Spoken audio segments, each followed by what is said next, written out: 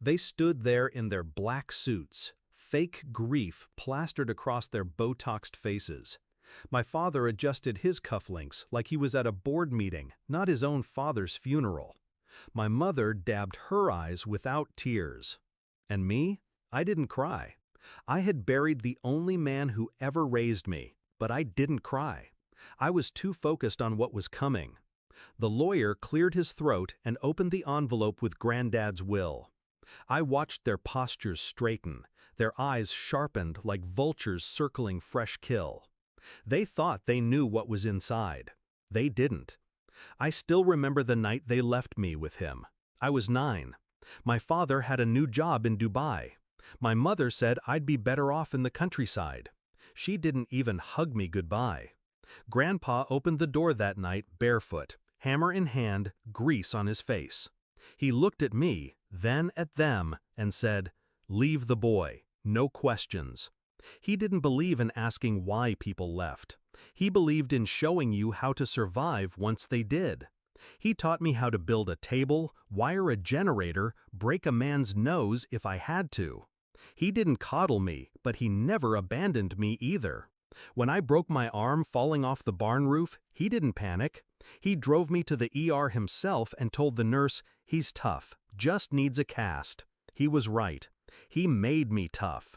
And when I turned 18, he made me his business partner.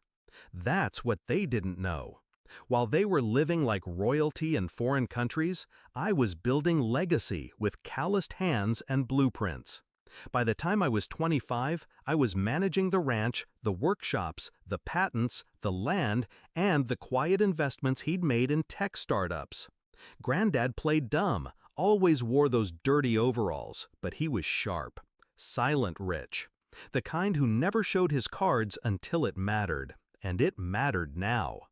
The lawyer began to read. Generic preamble. Then, to my beloved grandson, who never needed to be told he was my son because he showed up every damn day, I leave everything. Silence. The kind that stretches, suffocates.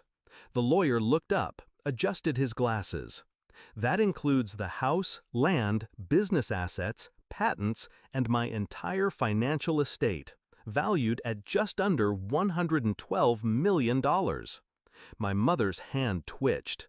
My father blinked too fast. The vultures had misjudged the corpse. To my son and daughter-in-law, the lawyer continued, I leave a watch that never worked and a recipe for disappointment. They'll know what it means. I did. It was a joke between Grandpa and me. Every time they called, once a year, asking for money, he'd wind that broken watch and say, "Guess what time it is? Time to disappoint them again." Now it was official.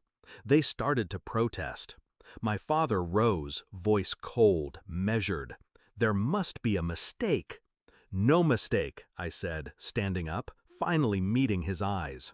For years, you didn't visit, didn't call. You only came back for this.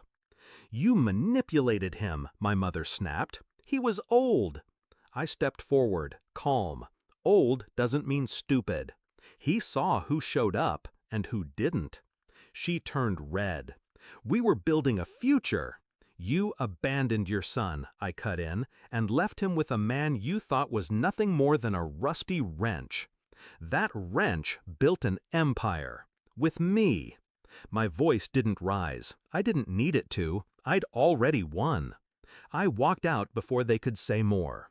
Let them drown in their own silence.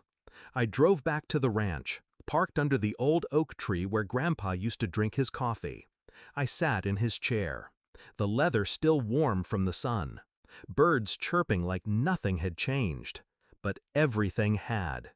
I remembered being 9, the first time I held a nail gun. My hands shook. He didn't say, "You're too small." He just said, "Aim straight, don't flinch." I didn't flinch today either. I could have rubbed their faces in the money. I could have sued for abandonment. I could have banned them from the funeral altogether. But Grandpa taught me better than revenge for the sake of revenge. He taught me timing. He taught me silence. He taught me that when someone shows you what you mean to them, believe them. They showed me, and I let them sit with it. Broke, bitter, and now forgotten. The empire they thought was theirs died the moment they drove away that night. I was 9. Now I own it, and all I did was show up.